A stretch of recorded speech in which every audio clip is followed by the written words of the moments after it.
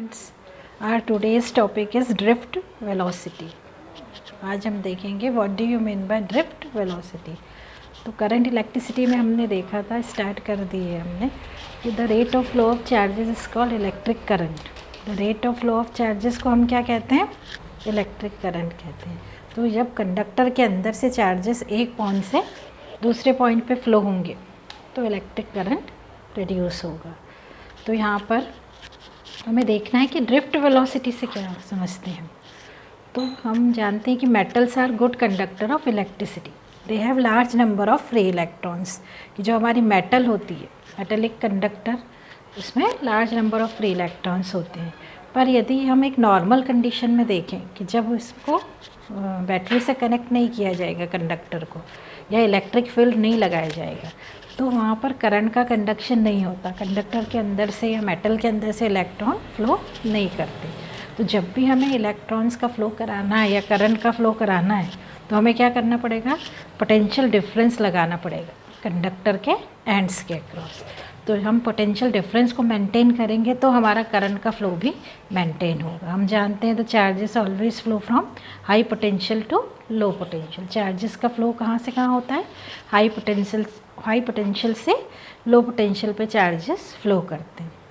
ठीक है, तो यहाँ पर हमें किसकी डेफिनेशन देखना है? ड्रिफ्ट वेलोसिटी की। तो अभी मैंने बताया कि जब नॉर्मल कंडीशन में जब हमने इलेक्ट्रिक फील्ड नहीं लगाया, अब इलेक्ट्रिक फील्ड में नहीं रखा कंडक्टर को, इसका मतलब उसको सेल या बैटरी से कनेक्ट नहीं किया, तो नॉर्मल कंडीशन में हम क्या देखेंगे? यदि हम कंडक्टर को सेल या बैटरी से कनेक्ट नहीं करेंगे तो करंट का कंडक्शन नहीं होगा, इलेक्ट्रिक करंट फ्लो नहीं करेगा। क्यों? क्योंकि उस समय जो भी इलेक्ट्रॉन्स होते हैं वो रैंडम मोशन में होते हैं मेटल के अंदर।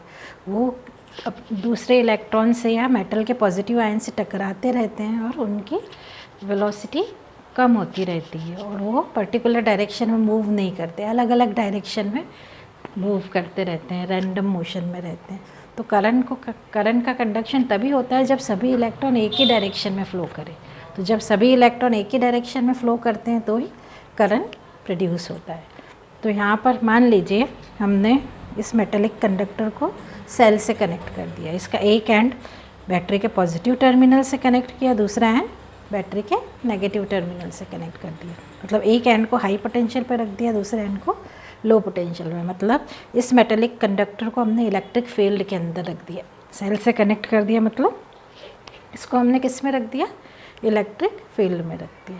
तो जैसे ही हम इलेक्ट्रिक फील्ड में रखेंगे या इलेक्ट्रिक फील्ड अप्लाई करेंगे इस मेटेलिक कंडक्टर पर, तो हम देखेंगे इलेक्ट्रॉन्स पे फील्ड के कारण कुछ फोर्स एक्ट करने लगेगा। इस फोर्स के कारण they are move towards the positive terminal of the battery. तो वो उस फोर्स के कारण किधर मूव करेंगे? अट्रैक्ट होंगे बैटरी के पॉजिटिव टर्मिनल की तरफ, या हम कहें कि ये रिपेल करेंगे बैटरी के नेगेटिव टर्मिनल से, and they move towards the positive terminal. तो सभी इलेक्ट्रॉन पर एक ही डायरेक्शन में फोर्स लगेगा।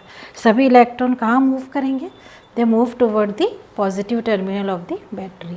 तो जब ये पॉजिटिव टर्मिनल की तरफ मूव करेंगे तो यहाँ पर क्या होगा? इलेक्ट्रॉन्स, दूसरे इलेक्ट्रॉन्स भी हैं, पॉजिटिव आयन भी है मेटल्स के, तो ये इलेक्ट्रॉन उस पॉजिटिव आयन से टकरा जाएंगे या दूसरे इलेक्ट्रॉन से टकरा जाएंगे। तो जैसे ये दूसरे इलेक्ट्रॉन से टकराएंगे तो रेस्ट में आ जाएंगे। किस में आ जाएंगे? ये रेस्ट में आएंगे। तो जैसे ये रेस्ट में आएंगे तो इनकी वेलोसिटी ज़ीरो हो जाएगी। अब फोर्स तो लग ही रहा है जिसके कारण ये फिर से एक्सिलरेट होंगे उसी डायरेक्शन में, किसकी तरफ? Towards the positive terminal of the battery. तो फिर से वो एक्सिलरेट होंगे, फिर कुछ वेलोसिटी गेन कर लेंगे। अब गेन करने के बाद फिर से यदि रास्ते में कोई इलेक्ट्रॉन मिल गया तो फिर टकरा जाएंगे, और जैसे ही टकराएंगे तो फिर से उनकी वेलोसिटी क्या हो जाएगी? ज़ीरो। अब फोर्स तो लग ही रहा है तो फिर से एक्सिलरेट होंगे। तो जैसे ही एक्सिलरेट होंगे तो फिर कुछ वेलोसिटी गेन कर लेंगे, फिर पॉजिटिव की तरफ मूव करते रहेंगे। तो टकराएंगे, एक्सेलरेट होंगे, टकराएंगे, एक्सेलरेट होंगे, ये प्रोसेस चलती रहेगी। कब तक चलती रहेगी? जब तक कि वो पॉजिटिव टर्मिनल तक ना पहुंचेंगे। तो सभी इलेक्ट्रॉन एक ही डायरेक्शन में मूव करेंगे तो करंट का कंडक्शन हो, तब हम कहेंगे कि यहाँ करंट फ्लो होगा। किस में से? कंडक्टर में से। तो यहाँ पर हमने देखा कि जो हमारे इलेक्ट्रॉन्स है वो एक एवरेज वेलोसिटी से मूव कर रहे हैं, कभी ज़ीरो, कभी उनकी वेलोसिटी मान लीजिए v हो रही है एक्सेलरेट होने के बाद, फिर टकरा गए तो फिर वेलोसिटी कितनी हो गई, 0, फिर v हो गई।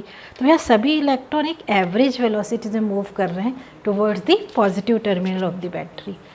सो this average velocity of the electron is called the drift velocity. तो इस एवरेज वेलोसिटी को हम क्या कहेंगे, it is known as drift velocity. तो क्या डेफिनेशन होगी हमारी ड्रिफ्ट वेलोसिटी की, the average velocity of the electrons by which they are drifted towards the positive terminal of the battery. They are drifted towards the positive terminal of the battery is called the drift velocity. उसे हम क्या कहेंगे, drift velocity, the average velocity by which the electrons are drifted towards the positive terminal. So this average velocity is called drift velocity. It is represented by Vd. इसको हम किससे represent करेंगे, Vd से। तो अभी मैंने बताया था यदि हमें Vd निकालना है तो Vd मतलब क्या, एवरेज वेलोसिटी इलेक्ट्रॉन्स की, क्लियर। तो वो हम कैसे निकालेंगे, तो अभी मैंने बताया कि मान लीजिए इलेक्ट्रॉन दूसरे इलेक्ट्रॉन से टकरा गया या मेटल के पॉजिटिव आयन से टकरा गया तो उसकी वेलोसिटी 0 हो जाएगी। कुछ समय बाद मान लीजिए कितनी वेलोसिटी गेन कर ली उसने, v, तो 0 और v दो बार वेलोसिटी चेंज हो रही है इलेक्ट्रॉन की पॉजिटिव टर्मिनल की तरफ जाते हुए। तो यदि हमें ड्रिफ्ट वेलोसिटी निकालना है तो इन दोनों का एवरेज निकालना पड़ेगा, मीन निकालना पड़ेगा। तो इन दोनों का एवरेज कैसे निकालेंगे, किसी भी चीज़ का एवरेज कैसे निकाला जाता है, तो Vd इक्वल्स टू दोनों को ऐड करके, दो बार चेंज हो रही है तो 2 से डिवाइड कर देंगे। तो Vd किसके बराबर होगा, पहले वेलोसिटी क्या थी 0, फिर कितनी हो गई v। So what's the average, Vd equals to 0 plus v divided by 2, मतलब v बाय 2। तो इस तरह से हम एवरेज वेलोसिटी फाइंड कर सकते हैं, ठीक है। तो ये हमने देखा एवरेज वेलोसिटी मतलब ड्रिफ्ट वेलोसिटी, क्लियर।